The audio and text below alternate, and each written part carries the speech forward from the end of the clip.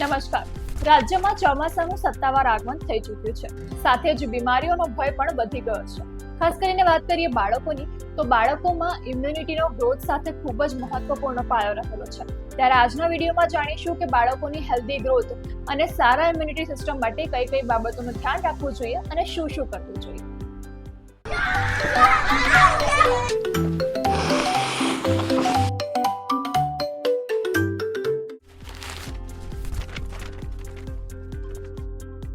ચોમાસામાં કયા કયા પ્રકારનું ધ્યાન રાખવું જોઈએ? રિપીટેડલી શરદી ખાંસી થવાનું, ડાયરિયા, રિપીટેડલી ફીવર આવવાનું. શું દૂધ એ સંપૂર્ણ આહાર છે? ઘણી વખત પેરેન્ટ્સ બાળકોને દૂધ પીવડાવીને સીધું સ્કૂલે મોકલી દેતા. તો દૂધ એના માટે સંપૂર્ણ આહાર નથી.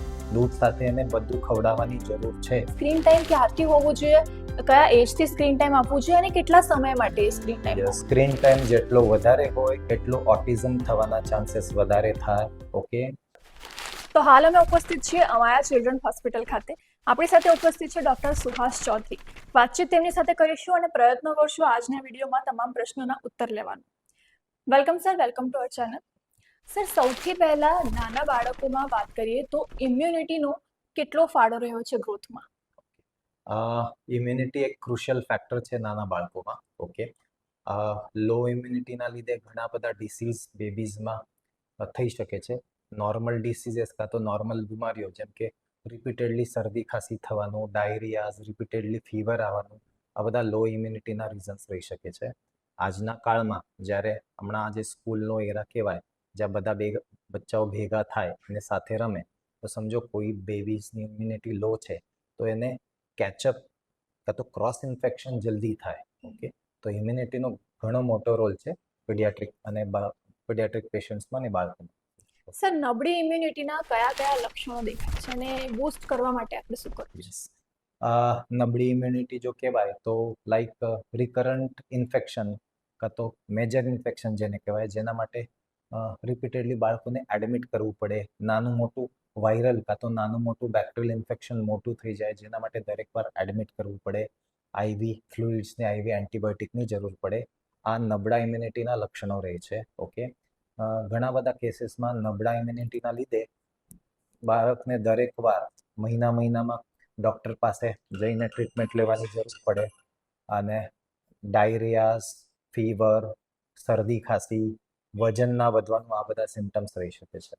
ઓકે સર, આપણે વાત કરીએ કે દરેક પેરેન્ટ્સની આ કમ્પ્લેન હોતી હોય છે, કાં તો ક્વેશ્ચન હોતો હોય છે કે બાળકની ઇમ્યુનિટી ખૂબ વીક છે, તો શિક્ષણમાં પણ એ સારું પ્રદર્શન નથી કરી શકતો. Yes. તો એ બૂસ્ટ કરવા માટે પ્લસ એનું જે બાકીના બાળકો છે તેની સાથે સમાંતર રીતે એ આગળ વધી શકે તેની માટે શું કરવું છે?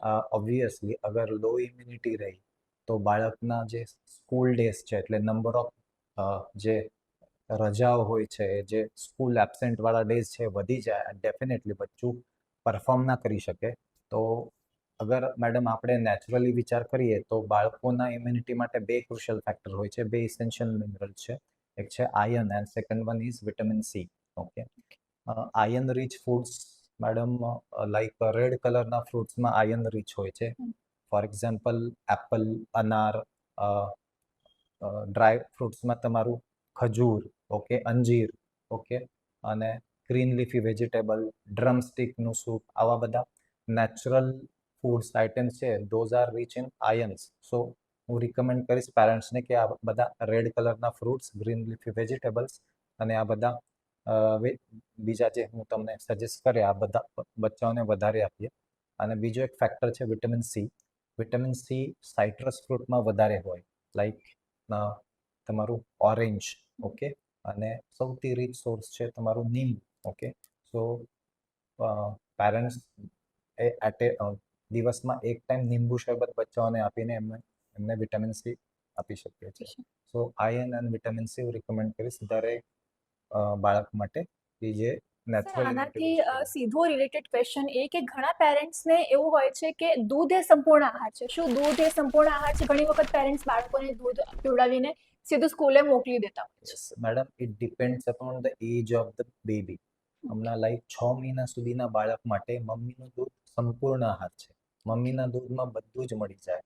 ઓકે, પણ જેમ જેમ બાળકની ગ્રોથ થાય, એની ઉંમર વધે, એ હિસાબથી એને દૂધ સાથે બીજું બધું ખવડાવવાની જરૂર છે. ઓકે, હમણાં 2 યર્સનું બેબી આપણે કન્સિડર કરીએ તો દૂધ એના માટે સંપૂર્ણ આહાર નથી. દૂધ સાથે એને બધું ખવડાવવાની જરૂર છે. ઇનફેક્ટ તમે બધા ડૉક્ટર પીડિયાટ્રિશિયન રિકમેન્ડ કરે કે જેમ તમારું બાળક 6 મંથ્સનું થાય એટલે એને ઉપરનું ચાલુ કરવું જ જોઈએ. Okay, so it depends upon the age of the patient કે બાળક 6 મહિનાનું છે તો દૂધ સંપૂર્ણ આહાર છે, પણ પછી તમને ઉપરનું ખવડાવવું જ પડે. 6 મંથ સુધી પણ મધર્સના મિલ્કમાં પણ વિટામિન ડી નથી મળતું. તો અમે દરેક મધરને કહીએ કે બાળકને થોડુંક સનલાઇટ, નેચરલ સનલાઇટ આપો, કાં તો વિટામિન ડીના ડ્રોપ્સ અવેલેબલ હોય છે એ તમે ડેલી આપો. સર, વાત કરીએ કે અમુક બાળકો હોય છે તે રમતા રમતા ખૂબ જલ્દી થાકી જતા હોય છે અને બહુ જલ્દી એમને થાક લાગી જતો હોય છે અને ડાયરેક્ટલી આપણને એ લક્ષણો દેખાઈ નથી આવતા, ધીરે ધીરે પેરેન્ટ્સને ખબર પડે છે, તો એની માટે શું કરવું? Yes, okay. મેડમ, હમણાં સૌથી મેઇન રીઝન્સ હોય છે કે બાળક થાકી જાય છે રમતા રમતા. એનું મેઇન રીઝન, સૌથી કોમનેસ્ટ રીઝન છે અનેમિયા, લો હિમોગ્લોબિન. ઓકે, તો આજના ટાઈમમાં આ સિંગલ મોસ્ટ ફેક્ટર છે કે જેના લીધે બાળકની ફિઝિકલ કેપેસિટી ઓછી થાય છે રમવાની. તો હું ઓલરેડી તમને કીધું કે આયર્ન રીચ ફૂડ બચ્ચાના ફૂડમાં ઇન્ક્લુડ કરો. સેકન્ડ કોમન ફેક્ટર જેના લીધે બાળક એક્ઝોસ્ટ થઈ જાય છે, થાકી જાય છે, એ છે વિટામિન ડી ડેફિશિયન્સી. કેમ કે આજકાલના જમાનામાં જ્યાં ઘરે ઘર એસી થઈ ગયો છે મેડમ, અને દરેક ઘરે જે વિન્ડોઝ પર કર્ટન આવી ગયા છે એના લીધે બાળકો ડાયરેક્ટ સનલાઇટને એક્સપોઝ થતા નથી, અને વિટામિન ડી નો નેચરલ અને only source is sunlight. Vitamin D deficiency પણ આજકાલના બાળકોમાં ઘણી કોમન છે. તો વિટામિન ડી અને આયર્ન, આ બે ફેક્ટર, વિટામિન ડી ડેફિશિયન્સી અને હિમોગ્લોબિન ઓછું એટલે અનેમિયા, આ બે ફેક્ટરના લીધે બાળકો આજકાલ વધારે એક્ઝોસ્ટ થાય છે. તો ડેફિનેટલી વિટામિન ડી માટે મેડમ હું રિકમેન્ડ કરીશ કે એટલીસ્ટ 1 અવરનો આઉટડોર સ્પોર્ટ્સ. યસ, કારણ કે આજકાલ બાળકો ઘણા મોબાઈલ એન્ડ ઓલમાં ઇન્વોલ્વ થાય છે, ફિઝિકલ એક્ટિવિટીઝ તો નથી જ કરતા અને વધારે પડતું બાળક ચીડચીડ કરે છે કે નથી જમતું તો એના હાથમાં તરત મોબાઈલ પકડાવી દે છે. તો સર, આપણે વાત કરીએ સ્ક્રીન ટાઈમની, જેના પરથી વિટામિન ડી નો તમે કીધું કે આઉટ ટાઈમ બાળકનો હોવો જોઈએ. યસ. તો વાત કરીએ કે સ્ક્રીન ટાઈમ, બાળકમાં સ્ક્રીન ટાઈમ ક્યાંથી હોવું જોઈએ, કયા એજથી સ્ક્રીન ટાઈમ આપવું જોઈએ અને કેટલા સમય માટે સ્ક્રીન ટાઈમ? યસ મેડમ, અગર આઈડિયલી તમે પૂછો તો સ્ક્રીન ટાઈમ 0 હોવું જોઈએ. કેમ કે ઘણા બધા, હમણાં જ્યારે કોવિડ આવ્યો, જ્યારે લોકડાઉનનો ફેઝ હતો, ત્યારે દરેક પેરેન્ટ્સે બાળકને બહાર છોડ્યું જ નથી, એમને બહાર રમવા જવા જ નથી દીધું. તો madam, there are number of cases of autism. તમે સાંભળ્યું હશે ઓટિઝમ વિષય.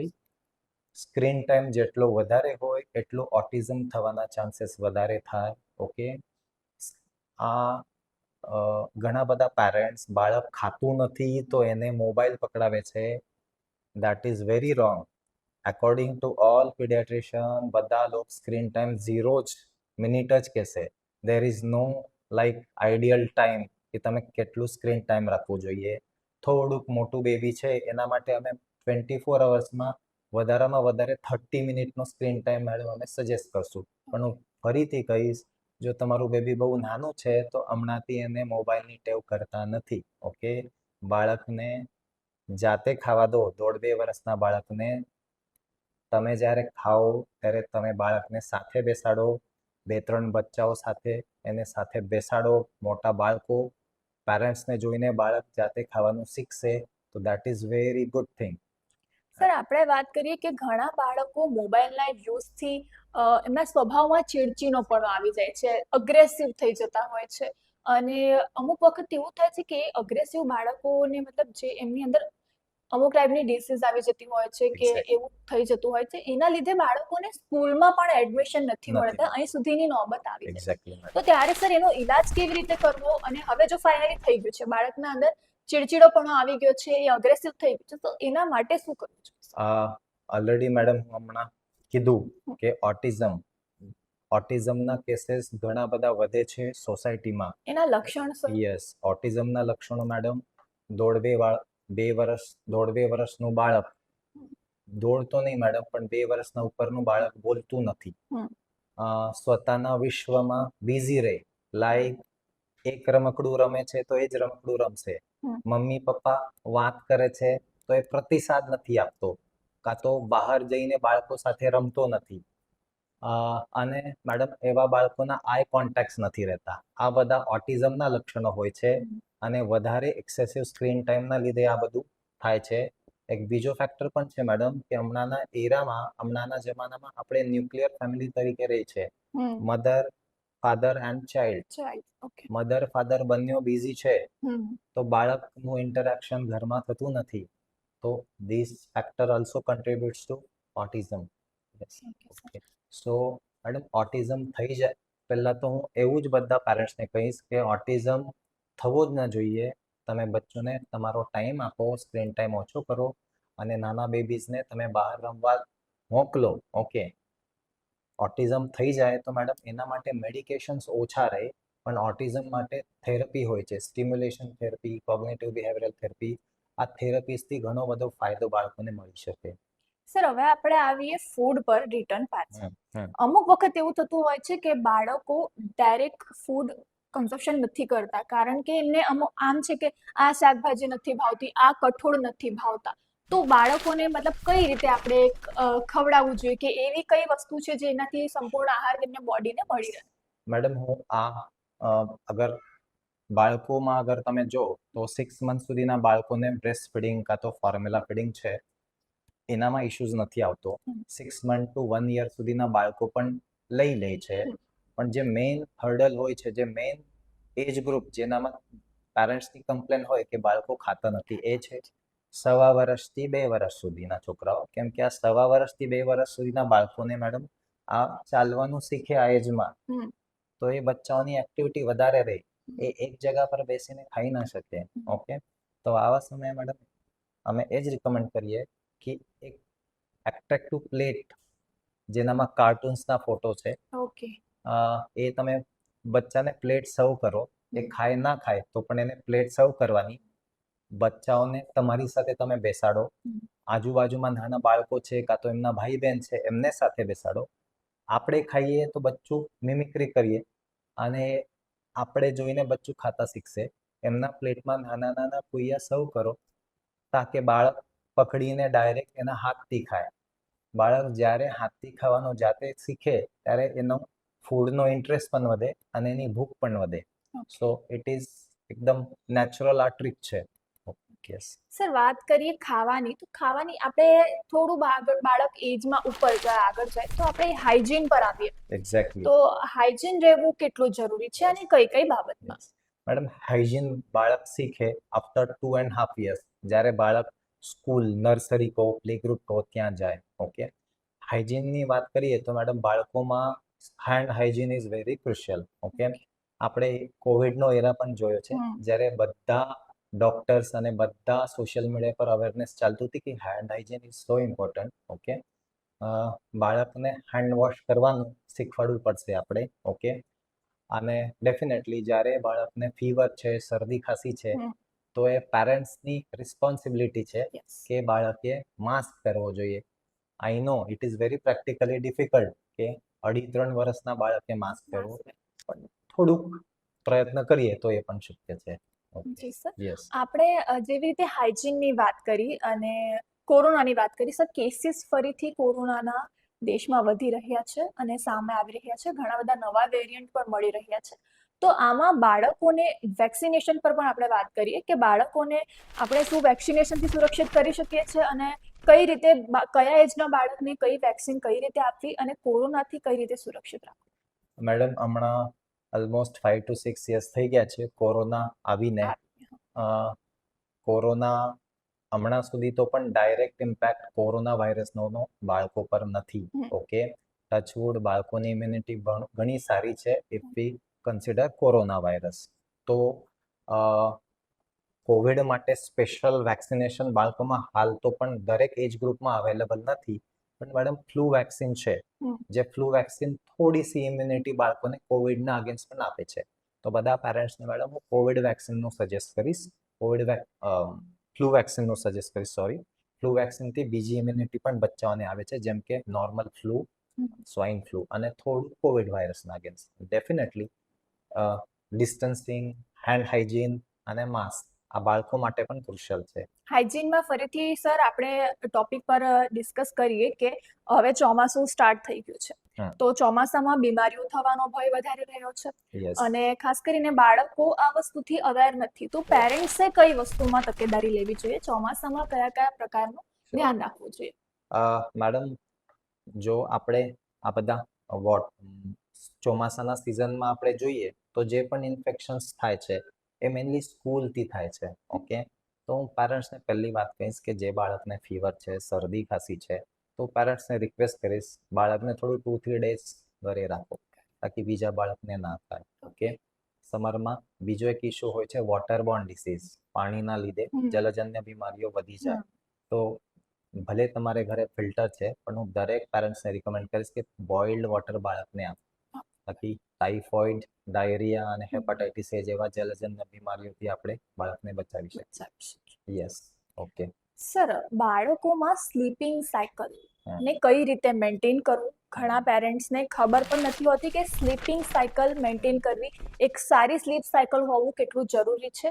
તો પેરેન્ટ્સને આ બાબતે આપણે અવેર કરવું હોય અને કઈ કઈ બાબતનું ધ્યાન રાખવું જોઈએ કેવું? યસ. જેવું આપણે રૂટીન ફોલો કરીએ છીએ એવું બાળકનું રૂટીન પણ બહુ જ ક્રુશિયલ છે. ઓકે, હમણાં થોડુંક અગર સ્લીપ સાયકલ મેડમ તમે કહો તો નોર્મલ બાળક જે સ્કૂલ વાળું બાળક છે એને ઓન એન એવરેજ 7 to 8 અવર્સની સ્લીપ ક્રુશિયલ છે. ઓકે,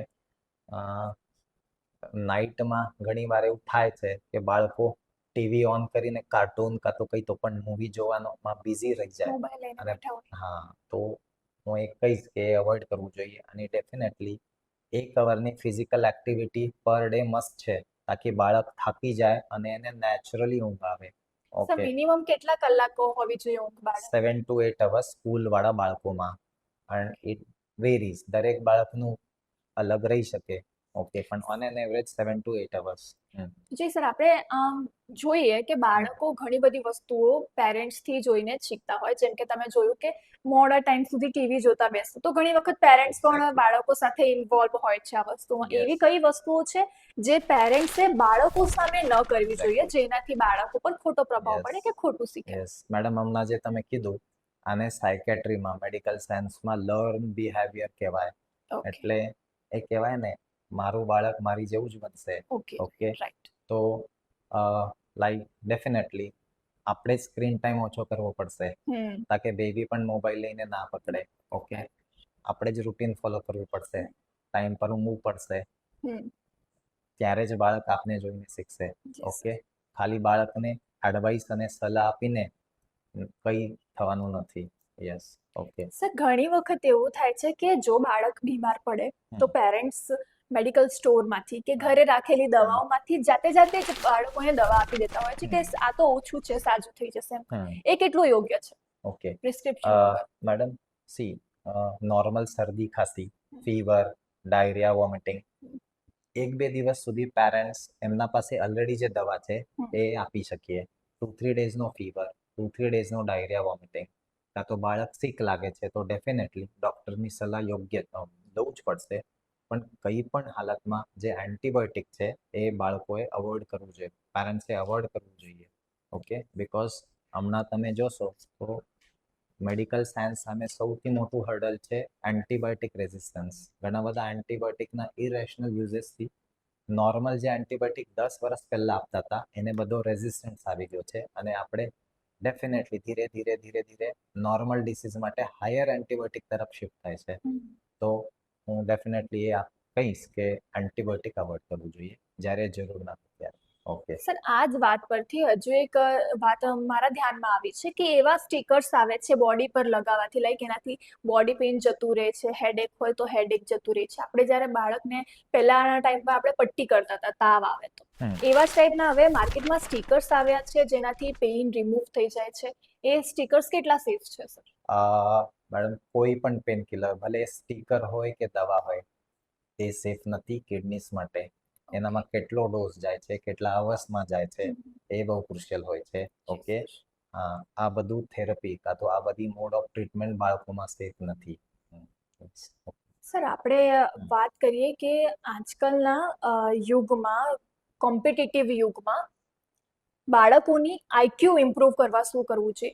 અને ઘણી વખત પેરેન્ટ્સ એવું કરતા હોય છે કે આઈક્યુ ઇમ્પ્રૂવ કરવા માટે આ પાવડર છે, પેલું પાવડર છે, દૂધમાં મિક્સ કરીને કે આમ તેમ રીતે કે આનાથી આનું આઈક્યુ સારું થશે, એમ ઇનડાયરેક્ટલી આપી દેતા હોય છે. તો શું એ સેફ છે? મેડમ, દૂધ પાવડર, પ્રોટીન પાવડર, હમ. વેરિયસ એનર્જી પ્રોડક્ટ હમ. અમુક કેસીસમાં જ રિકમેન્ડેડ હોય છે. જેમ કે કોઈ બાળક છે એ મોટા બીમારીમાંથી બહાર આવ્યું છે, જેનું વેઇટ લોસ થયું છે, ફોર એક્ઝામ્પલ કોઈ મેજર સર્જરી, કેન્સર, તો એના વેઇટ ગેઇન માટે આ પાવડર્સ એન્ડ પ્રોટીન પાવડર બાળકોમાં રિકમેન્ડેડ છે. આઈક્યુ એક નેચરલ અને ઇનહેરિટેડ વસ્તુ છે. મધર ફાધરના આઈક્યુ પર બાળકનું આઈક્યુ ડિપેન્ડ રહેશે. આઈક્યુ વધારવા માટે એવું કોઈ પ્રોડક્ટ માર્કેટમાં અવેલેબલ નથી.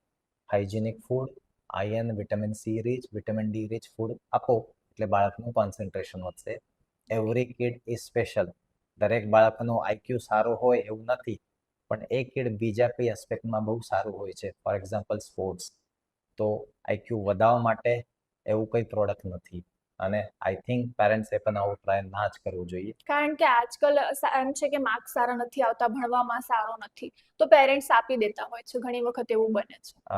નો મેડમ, હું એ જ કીધું કે આવું બધું આઈક્યુ આનાથી તમે ના વધારી શકો. યસ. સર, તો લાસ્ટ ક્વેશ્ચન મારો કનેક્ટ ગુજરાત તરફથી તમામ પેરેન્ટ્સ તરફથી એ રહેશે, બાળકની મેન્ટલ, ફિઝિકલ સારી ગ્રોથ, સારી ઇમ્યુનિટી માટે ઓલ ઓવર એક મેસેજ જો પેરેન્ટ્સને આપવો હોય તે શું? હા, એક સારું હેલ્ધી ફૂડ, સારું એક ઘરમાં વાતાવરણ જે પેરેન્ટ્સ બાળકને આપી શકે, એટલે અને રોજ ફિઝિકલ એક્સરસાઇઝ, જ્યારે કંઈ મેડિકલ હેલ્પની જરૂર હોય ત્યારે ડૉક્ટરનું ઓપિનિયન, દેટ્સ ઓલ. અને ડેફિનેટલી આ સ્ક્રીન ટાઈમ ઓછો, આ બધું કી છે હેલ્ધી બાળક માટે અને એના સક્સેસફુલ કરિયર માટે. Thank you so much doctor અમારી સાથે જોડાવા માટે. તો આ રીતે આપણે જાણ્યું કે ડૉક્ટરે કઈ સારી રીતે આપણા તમામ પ્રશ્નોના ઉત્તર આપ્યા. આશા કરીએ છીએ કે આ વિડીયોના થ્રુ તમામ પેરેન્ટ્સના જે ક્વેશ્ચન હશે, એમની મૂંઝવણ હશે, તેમના જવાબ એમને મળી ગયા હશે. હજી પણ તમારા મનમાં જો કોઈ ક્વેશ્ચન હશે તો જરૂરથી આપ કમેન્ટ કરી અમને જણાવી શકો છો, અમારી સાથે શેર કરી શકો છો. અને આ વિડીયો વધુમાં વધુ દરેક પેરેન્ટ્સ સુધી શેર કરો, જેથી કરીને દરેક પેરેન્ટ્સના બાળકને, પેરેન્ટ્સને આ વિડીયો યુઝફુલ થઈ શકે. Thank you.